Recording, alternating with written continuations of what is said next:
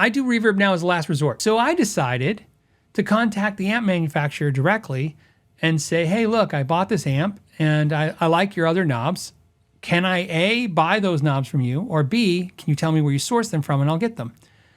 And the amp manufacturer sent me back a message right away saying, absolutely, we'll send you some right now. What's your address? We'll just send them to you. The Know Your Gear podcast. Davmar says, hey, Phil, I have a 2011 road-worn KC Jaguar discontinued in 2015 that sells for quite a bit on Reverb. I'm having trouble getting fair trade value for it on Marketplace because it's made in Mexico. What do I do? Sell it on Reverb?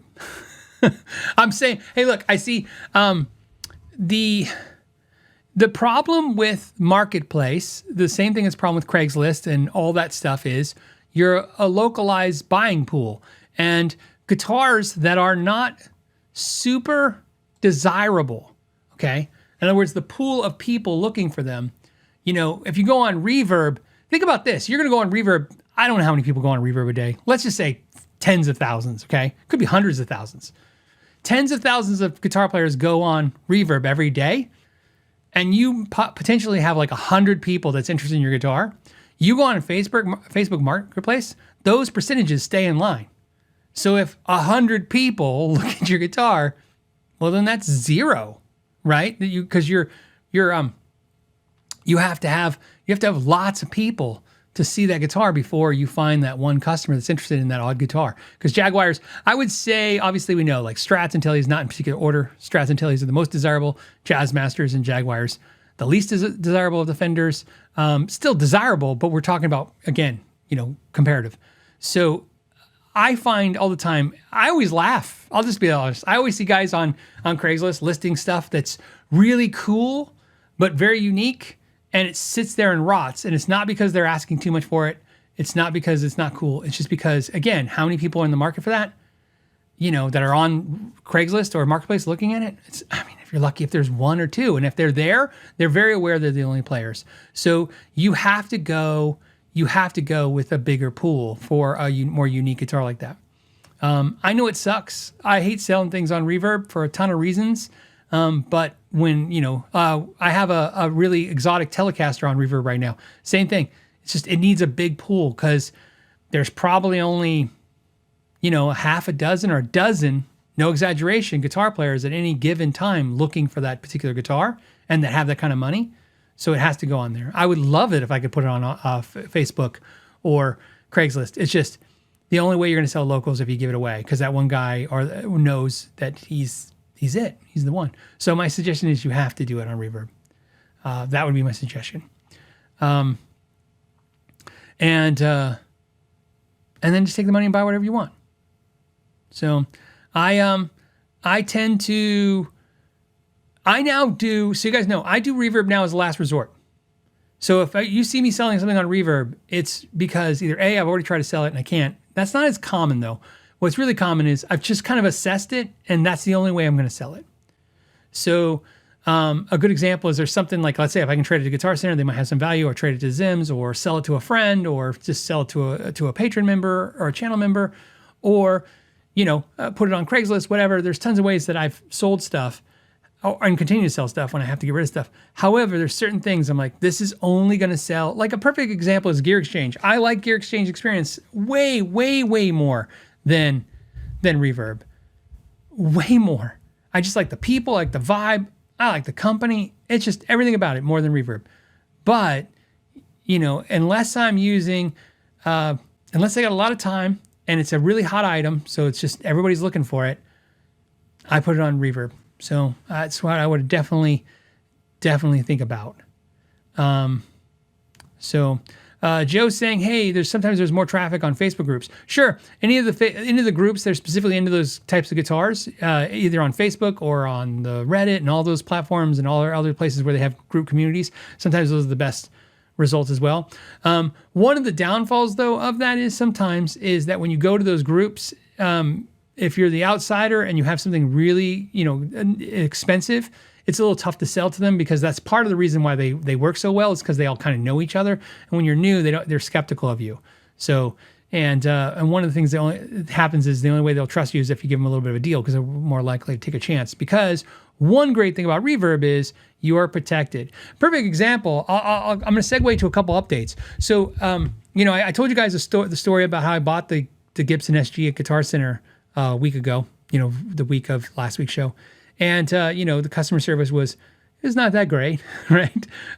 It led to a funny story, and I got a great guitar. So ultimately, I'm going to say net positive, but also, this was kind of odd. And then I mentioned that I bought an amp from Palin Music, and the customer service was fantastic. And what's interesting is I also mentioned I didn't love the amp. It's okay. I mean, I like it, but I don't love it. So that doesn't mean I don't want to keep it. It's just, it's good. It's a good amp. I mean, it has a purpose, and it's good. And here's what happened. It was kind of funny. One of the things that happened with that purchase, which ties into all this, was the amp I bought. They must have used a photo, stock photo of the amp, okay? So it was, so in other words, you guys know what I'm talking about, right? It's just, you think you're looking at the actual picture of the amp, but instead it's just a stock photo of the product, okay? So they use a stock photo. And so when I got the amp, one of the things that happened, I opened it, it had different knobs than it had on the stock photo. And that's only interesting because not all the reasons, but one of the reasons I bought it from them was they had the version I liked. the way it looked, I liked. They go, oh, I like that look too. I like that look better. And they took great care of me. And like I said, I'm super happy. And I thought about reaching out to them and saying, hey, you guys use a stock photo. Is there any way you could send me the right knobs? Because you used the wrong photo. Kind of like it's not my fault. And I just love the service so much. I just didn't want to do that, because, hey, look, it's an expense to them. I don't know what those knobs cost. So I decided to contact the amp manufacturer directly and say, hey, look, I bought this amp and I like your other knobs. Can I A, buy those knobs from you, or B, can you tell me where you source them from and I'll get them?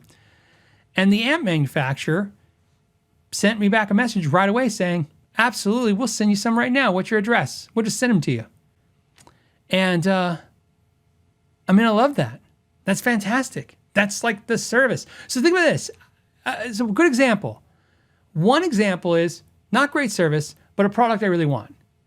The other one is great service and a product I didn't really love, right? Like I like it. Again, it's just like I said, when I'm saying this, it sounds like I'm not liking it and just saying I'm not in love. And part of the reason I told you, it's a very expensive amp. So one of the things is like, do I love it this much money? That's kind of really actually the real question, right? Anytime anyone spends, I've said this before, anytime, including me, anyone spends on the end of their comfort zone, you scrutinize the purchase a little bit more. So even if it's good, you're like, good, for this price, I need it to be blown away. I needed to go, I need to get rid of everything I own and just own this. And that's not the experience I'm having, although I am loving it a lot.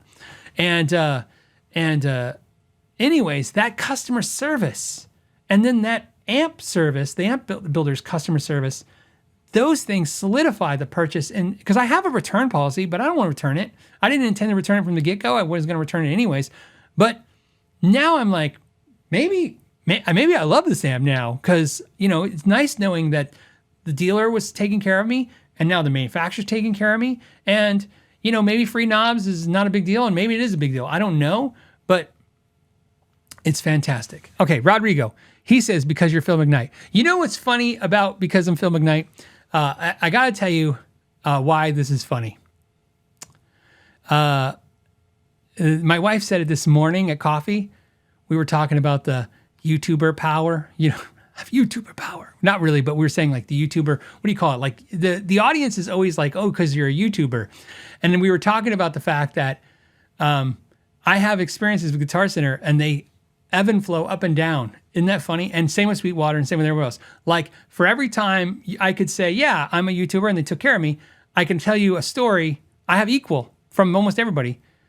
A story where I go, hey, because I'm a YouTuber, they took care of me. Also, because I was a YouTuber, they didn't even care. Like it goes both ways, right? It's kind of an odd thing, this industry. And I just say that to you because I want you to have a real assessment of it. I want you to know that a company who will send you a $2,000 instrument for you to do a video and let you keep it and pay you to do the video will also screw up everything and then double charge you and then right, like it's weird when they care and how they care, because I think what you guys don't understand is there's no being a YouTube channel is not like being a real artist. It's not like a real thing, right? The value is only in this reach that you have, not in actually you. Like no one's looking at you and going, oh wow, this guy's, an influencer, we should take care of him. It's always like, what if he tells his audience? Which, I don't know, I say that's actually not true, because I'm constantly telling stories on the show and you think no one even cares. But I'm just saying, it's kind of funny, it goes both ways on that. So yeah, on the customer service thing, it was just crazy to see that great customer service. If you like this podcast clip, you can watch the full episode by clicking here, or you can watch another video if you want to click here. And as always, I want to thank you for your time. Until the next time, know your gear.